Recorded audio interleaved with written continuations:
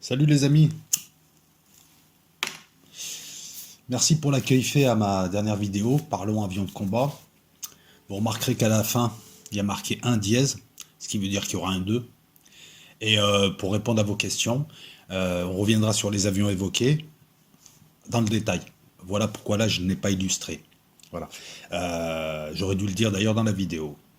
Cette vidéo-là n'est pas une vidéo sur les avions, n'est pas une vidéo militaire, c'est une vidéo sur le renseignement.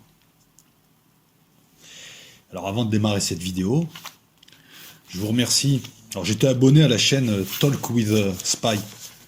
Certaines personnes m'ont demandé ce que je pensais de cette chaîne. Donc où un prétendu agent de la DGSE, bah oui, prétendu, parce qu'on n'en sait rien finalement, te parle un petit peu d'espionnage, très succinctement. Alors d'abord ce qui m'a déplu, très peu de choses. Le titre, pourquoi Talk with a Spy? Pourquoi pas parler avec un espion? Je sais pas, il est français, c'est la DGSE. Non mais je joue pas le chauvin, c'est que voilà quoi, au bout d'un moment, voilà, c'est soit on lutte contre l'affaiblissement de la langue française, quel que soit l'affaiblissement hein, du côté où il vient, soit voilà, donc moi les anglicismes hein, c'est pareil, hein, donc on peut pas non plus se plaindre des kebabs dans les rues et pas se plaindre des anglicismes comme ça, faut être logique. Enfin moi je me plains pas des kebabs dans les rues en tout cas. La deuxième chose, bah, c'est qu'en fait, tout ce qu'il raconte, je le connais déjà. Donc c'est pas un reproche. Hein. Alors attends, c'est deux petits reproches. T'énerve pas. Après, je trouve que c'est bien. C'est très bien parce que c'est une initiation un petit peu. C'est une initiation. Hein. Si tu veux, je suis allé voir un petit peu. Je suis allé voir un petit peu ces vidéos sur la filoche, la contre-filoche. Bon, on va encore dire, ouais, mais t'as tout fait et tout. Dans les années 90, j'ai un petit peu travaillé comme détective. Donc la filoche, la contre-filoche, je m'y suis un peu intéressé. Donc le reproche, c'est qu'il est vraiment succinct, quoi. Mais bon, en même temps, il te donne peut-être envie d'aller voir ailleurs. Non, parce que les techniques de filoche, contre-filoche qu'il évoque, bon, il s'arrête à l'introduction. On aurait aimé voir un balisage, on aurait aimé voir les différents... Tu vois, par exemple, en matière de filoche, il te dit rien, en fait. Il te parle de filoche contre filoche. Filoche en équipe ou soliste. Mais il ne te parle pas des différents milieux, des différentes techniques. Tu peux regarde, je vais t'expliquer simplement. Tu peux filocher en soliste, en équipe de 3. Tu peux baliser, tu peux suivre en morceaux. Tu peux filocher en centre-ville, tu peux filocher en boulevard, tu peux filocher en voiture, tu peux filocher en moto, tu peux filocher en bus. Voilà, donc c'est ça qu'on aurait aimé voir, enfin que j'aurais aimé voir moi en tout cas. Voilà, là il te dit trois quatre trucs, mais vraiment minimum. Pareil pour les services chinois, il dit rien du tout. Moi, je vais t'en parler des services chinois, là. Je sais pas, tu veux que je te dise en 3 phrases? Les services chinois pratiquent des techniques bien précises, pratiquent la technique du tapis de sol. C'est des termes que je, que j'invente au fur et à mesure. Hein. Chacun invente ses termes. Le tapis de sol, je t'explique tout simplement. Un Chinois, il est bridé. C'est pas un jeu de mots, hein. T'énerve pas, t'énerve pas. Il a les yeux bridés, il a une figure d'asiatique. Donc tu vas te dire, mais comment il va faire pour espionner dans le monde occidental? Parce que non, mais quand t'es allemand, tu peux te faire passer pour un Français ou un Russe. Mais quand t'es chinois, c'est compliqué. Ben, les Chinois pratiquent, ont une technique bien précise. Ils pratiquent le tapis de sol. Alors je m'explique. Quand les Chinois veulent espionner, en général c'est de l'espionnage industriel parce qu'ils ont un retard. Espionnage industriel, espionnage économique, qu'est-ce qu'ils font? Ils font un tapis de sol. Tu vois arriver dans la région, comme à Marseille, hein, pas très loin d'Eurocopter, tu vois arriver d'abord des étudiants, et puis des collaborations avec les entreprises, et tu vois arriver des commerçants. Et ensuite, qu'est-ce que tu vois? Tu vois comme en ce moment à Brest, que pas mal d'élèves marins à Brest, sur pas mal d'élèves, t'en as je crois une dizaine qui sont mariés à des Chinoises. Donc après, ils commencent à mettre ces hirondelles, des jolies femmes qui draguent. Voilà. Mais le tapis de sol, c'est d'abord remplir le milieu dans lequel on va exercer de Chinois. Beaucoup de Chinois, de vrais commerçants, de vrais étudiants. Ça permettra ensuite, une fois que tu as créé le tapis de sol, le substrat, la forêt, ça permettra ensuite de faire travailler ces agents. Voilà, mais ils peuvent, tu vois, par exemple à Marseille, si le gars il veut bosser sur certains thèmes, hein, des thèmes techniques comme ce qu'il y a au Technocentre, sur Eurocopter, sur la base d'Istres, enfin tout dépend où il veut, il va pas envoyer des agents comme ça illégaux Et je veux dire, même sous couverture, ils vont vite être repérés. Donc, pour pas cramer un Chinois, faut mettre plein de Chinois. Ben ça, il l'a pas dit. Ça, je te le dis. Voilà. Tu me demandes mon avis. Moi, voilà. Après, tu peux te dire, ouais, il se la sent, il connaît mieux. Mais bon, le type, tu sais pas qui c'est aussi. Et ouais, c'est peut-être un. Parce que c'est facile de dire un ancien espion de la DGSE. Déjà, on dit pas espion. Quand on parle d'espion, déjà, c'est pas un terme qu'on utilise dans le milieu. D'accord? Voilà, on parle de renseignement là, on parle pas d'espionnage. Voilà, donc déjà voilà, moi j'ai connu des gens qui, voilà, oui, j'ai travaillé au DRS, ouais, il est secrétaire au DRS, aux femmes de ménage, donc voilà, je comprends pas bien. Moi pour moi c'est pas un agent des GSE. En plus, un ancien agent des GSE, excuse-moi, il n'y a pas d'ancien agent. C'est comme la mafia, hein, ces trucs-là, t'y as vie. Voilà, donc vous me demandez mon avis, je vous le donne. Maintenant, pour une première initiation, c'est pas mal. Mais moi, je vous invite à la limite, si vous aimez ce genre de thème, je vous invite plutôt à lire les romans de John le Carré, qui est un ancien du MI6, qui travaillait en illégal sous l'Allemagne nazie, qui a travaillé à Berlin, et qui, lui, saura te raconter à travers de belles histoires les techniques un petit peu des agents, des techniques qui ne sont jamais démodées. C'est la technologie qui a évolué. D'ailleurs, à la limite, il est plus facile maintenant d'être un agent qu'il y a 50 ans, parce que technologiquement, il y a 50 ans, c'était un peu limité. Voilà, et puis bon, bref. Moi, ce dont je veux te parler, c'est du renseignement d'après-guerre. Et je veux surtout te parler du service 7. Un service qui a alimenté, à hauteur de 80%, le renseignement français en information. C'est un service qui a eu plusieurs noms, hein, parce que de toute façon, ce qui compte, c'est pas les services, c'est pas les gens, c'est pas la technologie, c'est les modes opératoires. Et on va voir qu'à travers la présentation de ce service, que je vais replacer dans un cadre bien précis, le cadre de l'après-guerre, même, on va remonter même jusqu'au deuxième bureau, à travers quelques anecdotes, je vais te donner des éléments qui permettront de deviner maintenant les modes opératoires qu'il y a aujourd'hui, à condition d'adapter ça aux technologies modernes. Je te prends un exemple simple. Avant, pour filocher quelqu'un 24-24, la DST par exemple avait besoin de 20 types à plein temps. C'était galère de filocher en voiture, c'était galère de filocher quelqu'un devant chez lui, il fallait planquer, il fallait un sous-marin, il fallait tout un tas de choses, il faut faire gaffe à l'environnement. Maintenant c'est très simple, hein, tu sais, pour surveiller quelqu'un, tu as les caméras de ville. Et sans que la police le sache, la DGSE peut y avoir accès. Ça, encore une fois, je pourrais te raconter des choses, hein, je sais pas, par exemple les caméras que tu as dans ta ville, tu sais que tu as des gens qui ont certains codes, qui ont accès à certaines choses que même l'opérateur ne voit pas. Enfin bref, je pourrais parler longtemps des caméras de ville de Marseille, hein, il y a un centre de commandement et même eux n'ont pas accès à tout parce que tu as des gens qui peuvent te suivre de Paris, etc., etc. Donc voilà, tu peux aussi mettre une voiture avec une micro-caméra. La miniaturisation des caméras, la miniaturisation des micros rend ce travail beaucoup plus simple qu'à l'époque du service 7, où il fallait bricoler. Tu bricolais un truc avec un lacet, tu bricolais, voilà. Ça vous permettra aussi de voir que James Bond, c'est juste un film qui fait rêver. C'est bien les James Bond, attention, hein, les James Bond ne se veulent pas réalistes, c'est des films qui sont là pour faire rêver. Mais un agent, c'est tout sauf James Bond. James Bond, ça rappelle plutôt les diplomates du 19e siècle inefficaces, là, en gants blancs, qui faisaient de l'information dans les cocktails. Et qui de temps en temps allaient voir un vieil arabe qui allait leur balancer 3 ragots. Et ouais, c'était le renseignement du deuxième bureau, ça. Enfin, des diplomates. Hein. Alors, les diplomates, il n'y a pas pire. Il n'y a pas plus bavard, ils racontent tout à leurs femmes. Donc en général, par exemple à l'étranger, quand tu es illégal et tu travailles, tu ne te mélanges pas à l'ambassade, tu es illégal, hein. Tu n'es pas dans l'ambassade. L'ambassade, c'est pour la frime, c'est pour que les services étrangers surveillent ton ambassade, ton attaché militaire. Et il faut savoir que les diplomates, il n'y a rien de pire. Ben, c'est des gens de bonne famille à qui tu fais faire les trucs de pigeons, et ils vont raconter à leurs femmes qu'ils ont travaillé comme James Bond. Voilà, donc tu comprends, et dans ce milieu-là, la parole... il vaut mieux fermer sa gueule. Qu'est-ce que je pourrais te dire d'autre à travers les quelques vidéos que je te ferai donc, pour parler du service 7, du SDEC, qui s'écrit SDES, tu vas te rendre compte aussi que toutes les informations qu'on nous présente là, comme si c'était des informations nouvelles, rappelez-vous dans les années 90, la révélation sur le réseau Gladio, ben, le problème c'est que dès 1980, l'information était déjà là. Elle n'était pas cachée. Ce qu'on appelle les réseaux stay behind, dont le plus connu c'est le réseau italien Gladio. Moi, dans les années 80, quand est-ce que j'ai pris connaissance?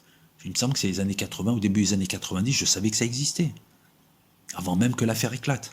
Donc comme quoi l'information, elle est là, elle est en source ouverte, l'information, elle est en source blanche. Tu peux y avoir accès à condition d'aller dans les bons endroits. Le problème c'est que maintenant on a Google, et on va pas plus loin que Google ou Internet, mais il y a une manière de chercher. À travers les structures et les actions de ces services, nous avons les fonctions, les nécessités qui ne varient guère. Alors, du deuxième bureau à la DGER, du SDES à la DGSE, les noms, les hommes, les services, les techniques ont changé, mais pas les besoins. Pas les fonctions qui permettent de combler ces besoins. Ces besoins, ces services, contrairement aux contre-vérités répandues, c'est les services de renseignement, ont bouleversé l'histoire. Ils ont permis de changer le cours de l'histoire, ils ont permis de gagner des guerres. Quand tu entends dire que le renseignement n'a jamais rien permis, n'a jamais changé le cours de l'histoire, n'a jamais bouleversé l'histoire, quand on te dit que le renseignement n'a jamais permis de gagner une guerre, et tu te creuses un petit peu la cervelle, tu t'aperçois que c'est des conneries. Excuse-moi, je t'ai évoqué cet espion espagnol célèbre qui a permis au débarquement de Normandie de ne pas foirer en intoxiquant Hitler. Ça a changé le cours de la guerre, le débarquement de Normandie. Est-ce que tu veux que je te parle de ces Polonais qui travaillaient pour le MI5 et qui ont cassé le code allemand, le chiffre allemand, qui ont cassé le code allemand grâce à la récupération de la machine Enigma dans un sous-marin, dans un U-boat? Ben, ça a tout changé ensuite. Est-ce que tu veux que je te parle des époux Rosenberg et de, je ne sais plus comment il s'appelle, ce scientifique américain qui ont donné les plans et les informations nécessaires pour que la Russie gagne plusieurs années pour faire sa bombe A? Ça a changé le cours de l'histoire puisque ça a rééquilibré la guerre froide. Est-ce que tu veux que je te parle de ces agents de renseignement américains qui ont réussi à faire remonter aux USA que l'économie, le potentiel économique russe était faible et que l'URSS était à genoux en raison de cette guerre avec les Américains, de cette concurrence? Ça a permis à Reagan ensuite de finir le travail. Et ça a amené la perestroïka. Est-ce que tu veux que je te parle, et je vais remonter un peu plus loin, de 1942 où De Gaulle, qui était dans une forteresse prussienne, a été libéré grâce au service français, de la France libre. Voilà, donc dire que le renseignement n'a jamais rien permis, c'est un mensonge. On peut reprocher beaucoup de choses au renseignement, et notamment d'être soumis aux politiques et d'être un petit peu un exécutant aveugle et sans morale, mais on ne peut pas lui reprocher de ne pas avoir changé le cours des choses. À travers l'histoire du service 7, peu importe son nom, parce qu'il va changer de nom régulièrement. En France, quand il y a un problème avec une institution, on change le nom, on change le logo, et c'est reparti comme en 40, en avant Guingamp. Voilà, peu importe le nom, l'apparence qu'il prendra, on aura, à travers l'histoire de ce service, on aura l'histoire du renseignement et on aura l'histoire de l'après-guerre, l'histoire de la France d'après-guerre. Donc moi, je vais vous parler du service 7. Je vais évoquer sur peut-être trois vidéos, quelques anecdotes, quelques modes opératoires. On va parler de ce qu'on appelle les actions ARMA, les opérations ARMA, qui sont des opérations de destruction, les opérations HOMO, qui sont des opérations d'élimination. Vous verrez que les services français n'hésitent pas à éliminer. On est monté jusqu'à 160 éliminations une année, en pleine guerre avec le FLN. Beaucoup de trafiquants, des trafiquants allemands, des trafiquants d'armes sont passés à l'as. Donc on le verra, ça, on verra un petit peu ces techniques-là. Mais pour parler du service 7, je dois te parler d'abord du SDEC. Mais pour parler du SDEC, il faut que je te parle de la Seconde Guerre mondiale. Et je dois te parler de la DGER. Je dois te parler du BCRA. Je dois te parler du BRAA. BCRA, c'est Alger, c'est Londres et les gaullistes. Le BRAA, c'est Alger et les vichistes repentis comme Giraud, choisis par les Américains. Je dois te parler du contexte de l'époque, des communistes de l'époque qui étaient puissants et armés. Ça a permis de la sécurité sociale, cette affaire. Je dois te parler des luttes politiques, je dois te parler des clivages civils ou militaires, je dois te parler de la DGSS, et à la limite, il faut remonter, écoute, on va remonter au deuxième bureau. Deuxième bureau créé en 1870 et qui a été fermé en 1940. Le deuxième bureau, c'est pas le deuxième bureau africain. Oui, non, mais parce qu'en Afrique, l'expression deuxième bureau, c'est quand le mec a une maîtresse, il dit qu'il va à son deuxième bureau. Non, là, on parle du deuxième bureau de l'état-major militaire qui faisait le renseignement. Voilà. Les Anglais avaient Lawrence d'Arabie, qui était un peu le Soro de l'époque, qui était un agent, qui a permis les révolutions arabes de l'époque pour faire chier les Turcs. Laurence d'Arabie. Nous, à l'époque, avec le deuxième bureau, c'était plutôt les réceptions de l'ambassadeur, mais sans les Rocher Ferrero. Voilà, c'était ça le deuxième bureau. Gants blancs, des nobles, des militaires qui te regardaient de haut et qui faisaient de l'espionnage à la papa, quoi. Cérémonie, ils buvaient des coups, ils étaient avec le vicomte machin. Oui, il y a une tribu là-bas qui paraît que Le Bachaga, Boualem, là-bas, voilà, c'était ça. C'était pas du renseignement, c'était du cancan, c'était du tmenik. Ah, du renseignement en gants blancs, c'est pas ça, agent. Un agent, c'est un moine. Un agent, c'est ni James Bond, ni Robert de la Tour, de la Champeret, de la machin, qui fait des cérémonies avec des nobles et qui est colonel de père en fils. Ça marche pas comme ça. Ah, l'attaché, c'est pas non plus l'attaché militaire qui va avoir trois pécores du coin, trois minutes du coin, voilà, qui va leur acheter un truc, qui va leur donner 3 francs 6 sous, ils vont lui balancer ce qu'ils ont envie de lui balancer, hein, parce qu'ils vont l'arnaquer, et le gars il va revenir, oui, moi je connais tout sur le Levant. Ça c'est de la merde. L'échec du deuxième bureau, bah, le deuxième bureau a été critiqué pour pas avoir pris la mesure de la future débâcle, hein, parce que je vous rappelle que la France a perdu alors que c'était la meilleure armée d'Europe à l'époque. Elle s'est effondrée, merci les collabos et les pétainistes, hein, qui ont fait que la France ne s'est pas défendue comme elle devait. Bon, hormis la bataille de Stone, par exemple, hein, dont on reparlera bientôt. Le deuxième bureau, lui, se défausse en disant « Mais attendez, vous me reprochez un truc, mais c'est pas moi. Tout ça, on l'a dit à l'état-major. Tout ça, c'est remonté. C'est les hommes politiques qui font n'importe quoi, je veux bien le croire. » Donc, lui, il se défausse sur ceux qui analysent et ceux qui conseillent pour dire que ben, c'est pas de leur faute s'il y a eu une débâcle et une débâcle imprévue, une débâcle qui a surpris le monde. Il y a eu la guerre, il y a eu la débâcle, il y a eu Vichy. Ah ouais, ouais, oui, les dissidents vichistes, là, les pétainistes. Vous étiez du mauvais côté à l'époque. Il y a la France libre, De Gaulle à Londres, Giraud qui était docile, donc le type des USA à Alger, il y avait 2 services, le BRAL à Londres, donc les gaullistes, avec le colonel Passy, c'est pas le rappeur, hein, quoi qu'après il ira faire du rap peut-être, le colonel Passy, et le BRAA à Alger, donc les girodistes, dirigés par Rivet. Auparavant, et puis tu as un type qui s'appelle Payol, hein, d'où l'expression être à Payol, non je rigole, qui s'appelle Payol, le colonel Payol. Les vichistes et les vichistes repentis et les gaullistes étaient en bisbille. Ils préparaient déjà l'après-guerre. De Gaulle devait lutter. C'est un peu ce qu'on appelait la demi-finale, puisque la finale ensuite, ça sera les gaullistes contre les cocos. Les cocos qui gagneront en 46, De Gaulle partira et prendra sa revanche en 58. De Gaulle qui est un fin tacticien, donc c'est simple, il y avait 2 services de renseignement de la France libre. De Gaulle a réussi l'union. Je vous rappelle qu'il avait envoyé Jean Moulin une fois que Pierre Brossolette, un grand héros français, hein, Pierre Brossolette a été torturé et tué par la Gestapo, enfin il s'est suicidé pour ne pas révéler des informations sensibles. De Gaulle a envoyé Jean Moulin pour unifier ses services, pour unifier la résistance. Il préparait déjà, tu vois, c'était un grand chef, il avait déjà un coup d'avance. Donc il a réussi à unir les 2 services et à les transformer en DGSS, le 27 novembre 1943. On unit pour mieux contrôler. Rivet démissionne. Pas s'y reste. La DGSS, hein, ce délégation générale de je ne sais quoi, ils ont toujours des noms un peu à la con, devient le 26 octobre 1944 la DGER. Alors la DGER, c'est quoi? Il y a un service de renseignement égyptien, 10 000 agents. Mais c'est pas des agents. Dedans, tu avais tout, des gamelleurs, des crapules, des repris de justice, des magouilleurs, le fils d'un tel, des pistonnés, et tu as quelques pépites. Ces pépites-là, c'est elles qui assainiront la DGER et qui prépareront le SDES. Marcel Leroy, alias Finville, fait partie de ces gens. Donc il fallait nettoyer les écuries d'Augias sans faire trop de mal. À l'époque, tout le monde était armé, hein. Donc les gens négociaient, hein. Tout le monde était armé, tu voyais débarquer des types équipés de Sten qui débarquaient en plein DGER. Ouais, il nous faut des camions, il nous faut de l'argent, nous aussi, on a fait la guerre, tout ça, il fallait assainir tout ça. Donc petit à petit, on a donné des missions à certains, on a affecté d'autres, on en a éliminé certains. À la fin, c'est devenu le SDES, un service très professionnel et l'un des meilleurs services du monde.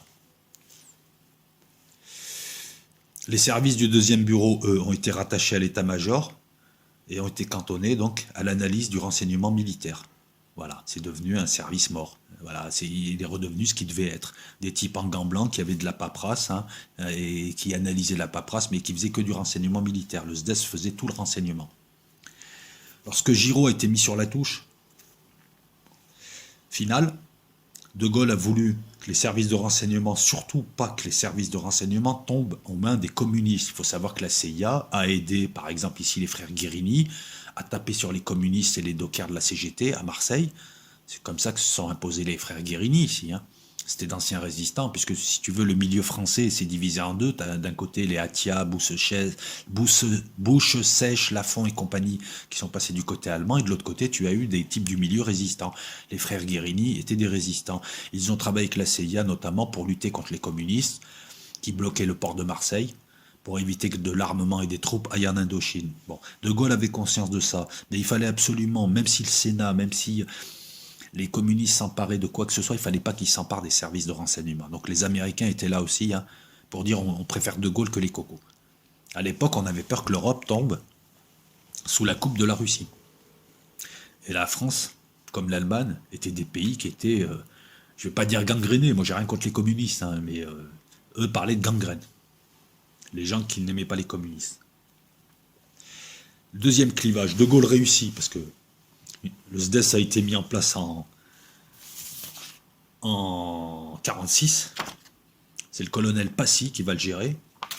Et De Gaulle est parti, mais enfin voilà, les services de renseignement français restent pro-atlantistes, pro-OTAN de l'époque.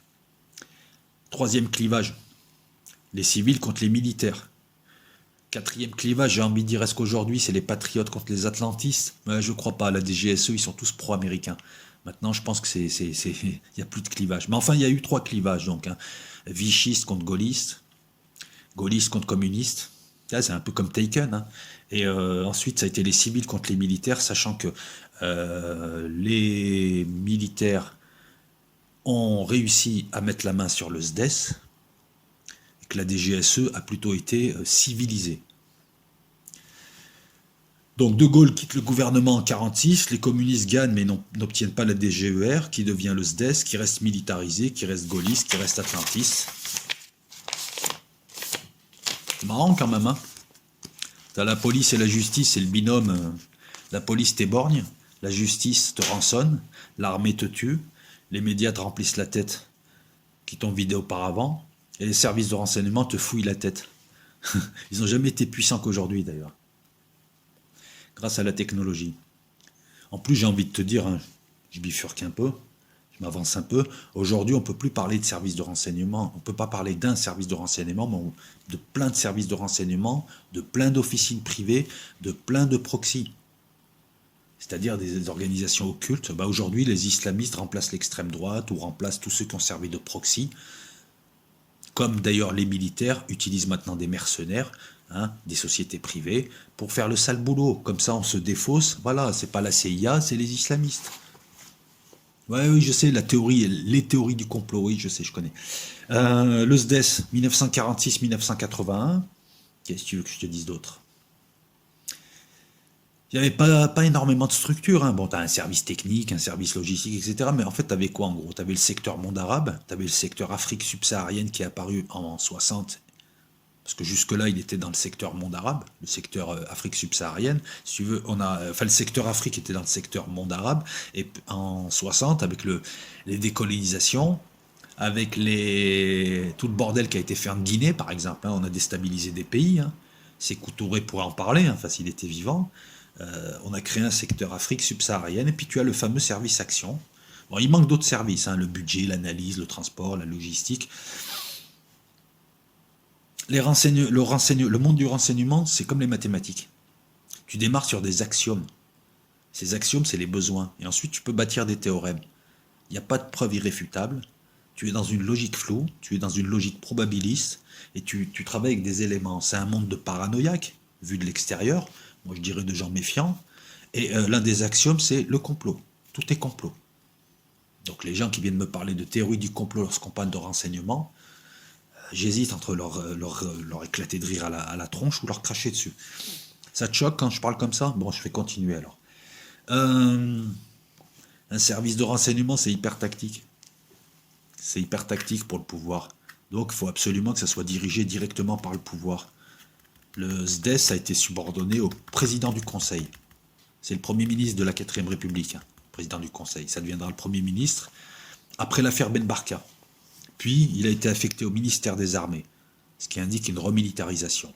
Tout ce que je peux te dire, c'est que la présidence avait Constantin Melnik, un ancien agent, qui était attaché, enfin, qui faisait le tampon entre le SDES et, je crois, Michel Debré, qui était Premier ministre, voire même avec le chef de l'État.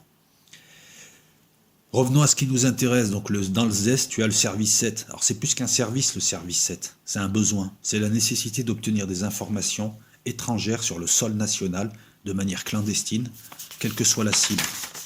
Au départ, c'était des cibles militaires et ensuite, c'est devenu des cibles économiques. Alors je vous rappelle que par exemple, 2 agents de ce qui reste du service 7 ont été arrêtés en 2013 ou 2011 ou 2012 à Toulouse, au Crowne Plaza, en train de faire la chambre d'un Chinois. Bon, le patron de l'hôtel, il n'a pas du tout comprendre. C'est des illégaux. Ils travaillent de manière illégale. Aux yeux de la police, aux yeux de tout le monde. Le service 7, c'est la cambriole. Donc tous les petits malins qui viennent me dire la DGSE, elle n'intervient pas sur le sol français. Les services de renseignement, ils interviennent partout. Ils font ce qu'ils veulent. Ils n'ont pas de règles. La DGSE travaille à Marseille. Alors après, sur un plan légal, il faut savoir qu'en France, par exemple, les grandes gares dites internationales permettent de travailler dessus. Les ports. La DGSE travaille partout. Tous les ports sont contrôlés. Elle met des hommes à elle. Elle met des hommes à elle partout. Et c'est hyper stratégique. Hein. Donc ici, par exemple, ça travaille pas mal. Pour ceux qui voudraient avoir un petit aperçu, écoute, tu sais quoi, tu veux lire un petit peu la DGSE à Marseille. Tu as mon roman Veni Vidi Marseille, qui raconte une histoire. Hein, c'est romancé, mais qui raconte une histoire qui est quand même bien sourcée sur la prise de contrôle du port de Marseille. Hein. Et quand je dis ça, je te demande pas d'aller l'acheter sur Amazon, hein, je te l'envoie en PDF gratuit. Là, tu vas voir à travers l'histoire de Lucien Marseille, à travers Serge, l'histoire de Serge et de son frère le moine, tu comprendras un peu mieux. Donc le service 7, c'est les cambriolages de chambres d'hôtel, c'est la surveillance de courrier, c'est l'ouverture de valises diplomatiques, c'est obtenir des renseignements de toute nature. Le renseignement économique n'était pas encore à la mode en France, malheureusement. Même si les gens du service 7 expliquaient aux politiciens qu'il fallait faire du renseignement économique, que les Américains et que les Russes faisaient du renseignement économique. Hein, c'est quoi le renseignement économique? C'est aller gratter des avions russes pour savoir quel alliage ils ont utilisé. C'est leur piquer du kérosène, ça je vais t'en parler, pour savoir quel type d'antigel ils mettent, parce que eux, leurs avions, ils n'avaient pas de problème à moins 30. Ça gagne des sous, ça gagne tout un tas de trucs. Alors quand on me dit que les Russes ont imité le Concorde, il faut savoir que les Français ont... je vais vous raconter tout à l'heure l'histoire du vol d'un réacteur de Tupolev, fait par le service 7 en France. Ah non, mais là, c'est pas James Bond, là, c'est 10 fois mieux, là.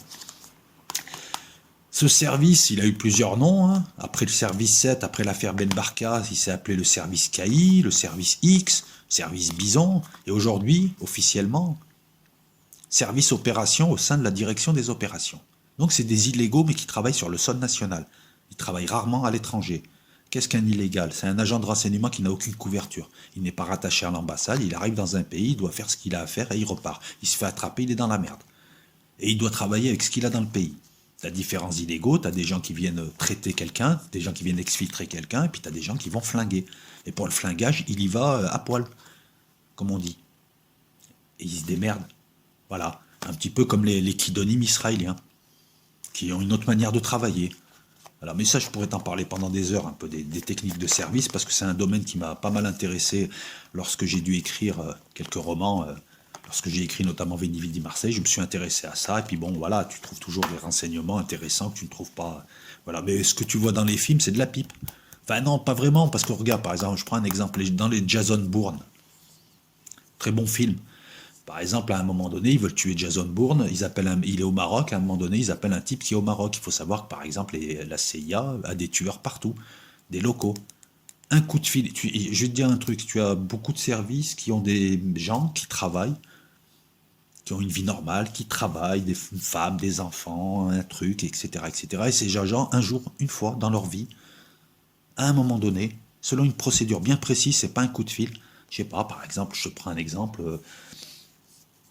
tous les mois, il passe à un endroit, il va voir, il va regarder une façade de fenêtre, s'il voit tel type de drap, il ira dans une autre rue, s'il voit tel type de signe, il ira chercher une troisième confirmation, et à ce moment-là, il sait ce qu'il a à faire, et cette personne-là, par exemple, aura une cible. L'exemple de la France, c'est simple, par exemple, le KGB, en France, à l'époque, maintenant c'est plutôt les SVR, hein. Parce que tu as le FSB à l'intérieur et les SVR à l'extérieur. Les SVR, c'est l'équivalent de la DGSE. Et le FSB, dont on parle souvent, c'est l'équivalent du MI5 et de la DGSI. Puis tu as aussi le GRU qui fait le renseignement militaire. Mais par exemple, les Russes ont en France des types, c'est pas des Russes, hein, qui ont une vie normale, qui n'ont rien à voir avec le milieu du renseignement. Mais à un moment donné, selon un mode opératoire, ils vont recevoir un signal. Et à ce moment-là, ils vont devoir exécuter une cible. Cette cible sera souvent un officier général ou un officier important dans la chaîne de transmission. Ça peut être un type qui porte des codes nucléaires. Ça peut être un type qui ouvre une base. Voilà. Et le type, ça sera sa cible. Voilà, pour vous donner un peu une idée, hein. Moi, je vais m'appuyer sur 2 livres. Je vais m'appuyer dans cette vidéo sur le livre Service 7 de Maurice Leroy d'Iffinville, qui est mort en 2009, qui est un excellent agent. C'est d'ailleurs l'un des responsables de ce service. Il tombera après l'affaire Ben Barka dans les années 50, si je ne dis pas de bêtises, 57, 58, on y reviendra, hein, cette affaire. Et je travaillerai avec un autre livre qui est l'histoire politique des services de renseignement français, pour la suite.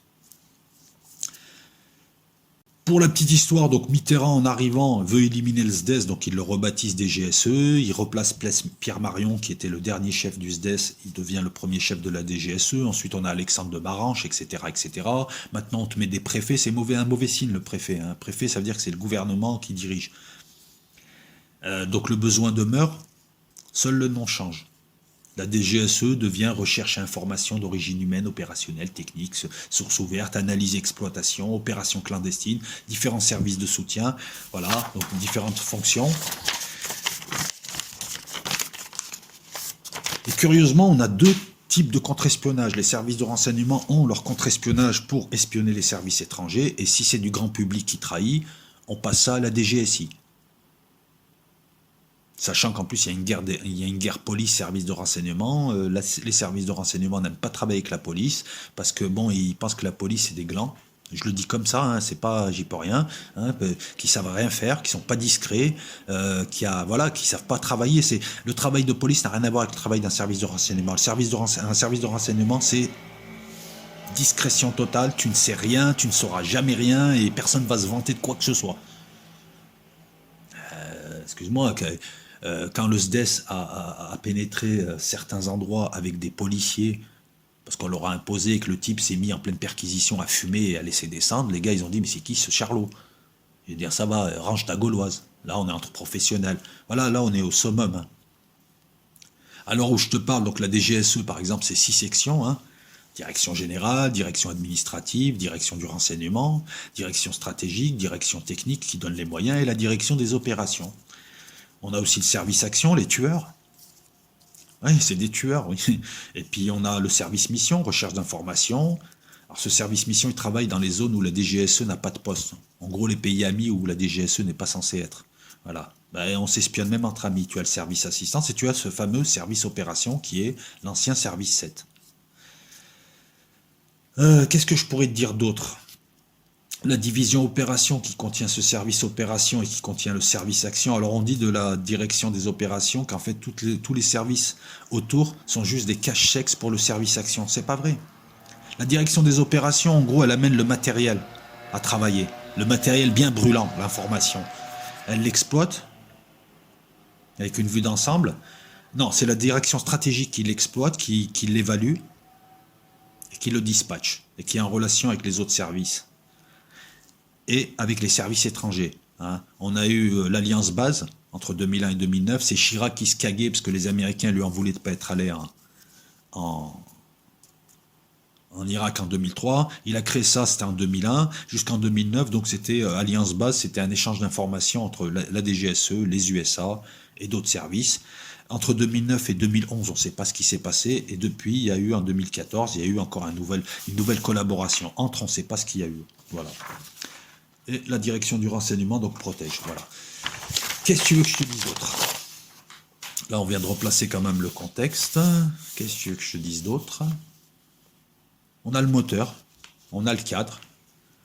Les vidéos qui viendront, ben, on va évoquer un petit peu des anecdotes croustillantes. Hein. On parlera des réseaux Stay Behind, rester derrière, comme le réseau Gladio, qui en France s'appelle le réseau Rose des Vents. On a les interventions en Afrique. Hein. Tu verras que, on a fait quand même pas mal de saloperies là-bas. On a les exécutions. Bah, regarde, c'est simple, hein, on va revenir à notre époque. Entre 2016 et 2017, François Hollande, lui, il est con. Il a écrit un livre où il a balancé qu'il y a eu plus de 40 exécutions de djihadistes français par le biais des forces spéciales et du service action. 40 exécutions. Donc s'il t'annonce 40 en Irak, en Syrie, au Sahel, s'il t'annonce des exécutions, 40 exécutions, tu peux être sûr qu'il y en a eu beaucoup plus. Voilà, donc c'est des services qui n'hésitent pas à flinguer. J'ai aussi envie de te dire qu'il y a des règles entre services. En général, tu flingues pas les agents adverses. Surtout pas. Sauf quand ils sont dans des zones ou des endroits très stratégiques et que tu as prévenu avant ces services. Je reprends encore l'anecdote. La France, dans les années 80, a fait passer plusieurs fois des messages à la Russie, à l'URSS. Je ne veux pas que vous tourniez autour de la fusée Ariane. Le problème, c'est que tu avais toujours des commerciaux russes à Kourou. Un jour, on a retrouvé 2 Russes dans le fleuve Moroni. Qui c'est qui les a butés? On dit que c'est des voyous. Moi, je pense que c'est le service action qui n'hésite pas à utiliser des militaires, des légionnaires, comme le 3e REI, comme le 8e RPIMA. Alors, je ne devrais pas le dire là, mais tu vois, le 8e RPIMA, qui est un régiment d'élite, lorsque tu vois, ça, tu vois, info L locaux, quand tu vois qu'au 8e RPIMA, quand tu vois le niveau du 8e RPIMA et que tu vois que c'est le 2e cercle des forces spéciales, tu peux être sûr qu'ils travaillent pour le service action. Alors, tu veux que je te donne une autre pépite? Eh oui, oui, parce que je connais un petit peu le sujet. Écoute, moi, un jour, j'étais à un mariage. T'es là, tranquille et tout. J'étais à un mariage avec ma meuf et tout, tranquille. On avait été invités, machin. Et puis, on connaissait bien les mariés. Et puis, un pote des mariés, un Alsacien, était au 8e RPIMA. Et il me racontait, lui, qu'il avait un pote de Chambray. De temps en temps, il disparaissait, il revenait. Et il partait. Même le colonel, hein, à un moment donné, le colonel venait le chercher, il partait, il revenait. Le type ne disait rien, même pas à ses potes. Mais de temps en temps, lorsqu'il y avait, tu sais, des cérémonies, des parades, il avait une petite médaille en plus. Alors, il faut savoir que dans les services de renseignement, les militaires décorés, on te donne la médaille, on te l'enlève après. Tout est secret. Voilà, donc le 8e RPIMA, Pépitel Locaux, est un pourvoyeur de type du service action. Donc quand tu as des mecs comme ça en civil qui viennent te tuer, tu es dans la merde. On a parlé des commandos alpha, et puis je pense qu'il y a d'autres gens qui sont là, qui sont des tueurs, ils te tuent. Il peut tuer avec une main, 2 doigts, et c'est pas un mec qui fait 2 tonnes. Hein. Non, c'est un mec 1m75, 70 kilos, mais c'est un tueur. Voilà, le jour où il est sur toi, t'es dans la merde. Le SDES a permis à la France de comprendre l'intérêt du renseignement économique, hein, parce que les hommes politiques, en général, on est toujours en retard d'une guerre, donc c'est le service 7 et le roi Finvite qui leur a balancé durant toutes les années 50, mais il faut espionner l'économie, il faut espionner l'industrie, il faut espionner les brevets, sachant que ça permet de gagner du temps, ça permet de gagner de l'argent et ça permet de gagner certaines positions. Voilà, je pense qu'on a le cadre un petit peu, donc la prochaine vidéo, ça sert à rien de faire des vidéos d'1 heure pour ça. La prochaine vidéo, en fait, elle est simple, hein. Je vais te parler comment le service 7 français a volé un Tupolev au Bourget, un réacteur de Tupolev, pour l'analyser, faire des plans, et ça a permis à l'aéronautique française de pas mal se développer. Je vais aussi te parler de ce fameux chiffonnier du SDES qui a fait toutes les serrures de l'ambassade d'Égypte et qui a permis de récupérer tous les documents qu'il y avait dans l'ambassade, ce qui a permis d'avoir la preuve que les Égyptiens aidaient les Algériens du FLN, ce qui a permis tout un tas de choses après. Donc ça, c'est 2 énormes coups. Et le troisième, c'est pas vraiment un coup, c'est que les Égyptiens, lorsqu'ils s'en sont rendus compte, ont commis quelques erreurs et ont voulu se venger sur les agents du SDES. Et ça a donné lieu à une petite vendetta. Et ça ne s'est jamais su jusqu'à la sortie du livre. Voilà, parce que c'est pareil, tu peux mourir sans que personne ne le sache. Donc ça sera dans les prochaines vidéos. C'est juste une vidéo d'introduction. Voilà pourquoi je vais très très peu l'illustrer. Et pour ce qui est, je me répète encore, la vidéo précédente, c'est pareil, c'était une vidéo d'introduction. Merci à toutes et à tous. Et voilà, donc si vous regardez la chaîne Talk with a Spy, continuez à regarder, mais je pense que vous allez très très très vite vouloir en avoir plus. Et à ce moment-là, il y a d'autres chaînes, mais je vous invite surtout, à la limite, si tu veux gagner du temps et tu aimes lire, la meilleure manière d'en apprendre beaucoup sur les services de renseignement, c'est de lire du John le Carré. Démarre La petite fille au tambour. Tu pourras lire aussi ensuite un autre jeu, Un pur espion. Qu'est-ce qu'il y a encore? Puis tu as la fameuse trilogie, La taupe, Comme un collégien et Les gens de Smiley. Voilà, si tu lis ces 7 bouquins, tu as une idée un peu de comment fonctionnent les services de renseignement, parce que le type, à travers ces bouquins, alors John le Carré, c'est un ancien agent devenu écrivain. C'est pas un écrivain qui écrit sur les agents, c'est pas un agent qui écrit, qui est devenu un mauvais écrivain, c'est un très bon écrivain et c'est un très très bon agent qui a travaillé à une époque où, tu sais, s'il se faisait choper à Berlin, il était mort, c'était un illégal. Et travailler en illégal, c'est peut-être le pire de tout parce que tu es en tension permanente, tu es dans le stress, tu es dans la flip, parce que tu risques ta vie.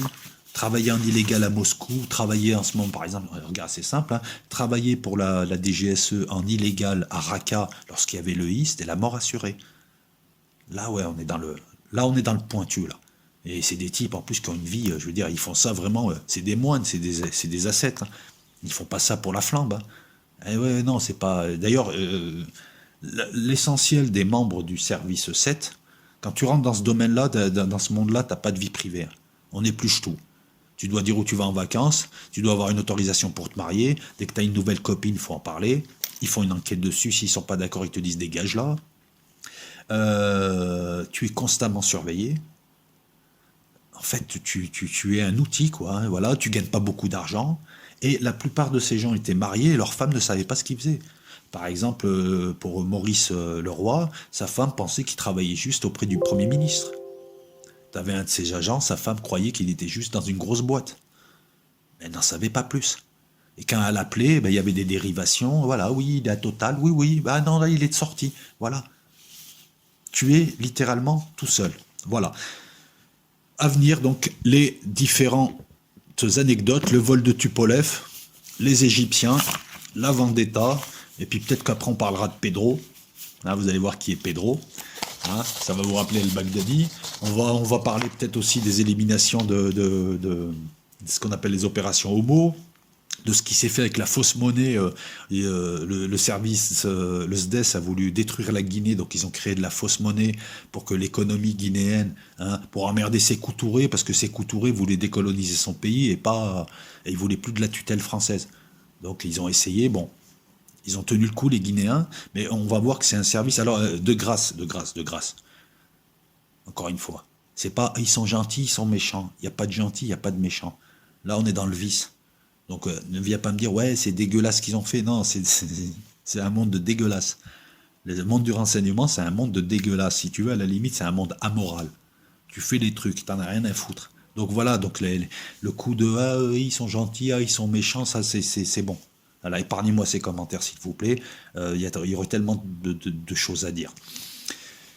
Ciao tout le monde.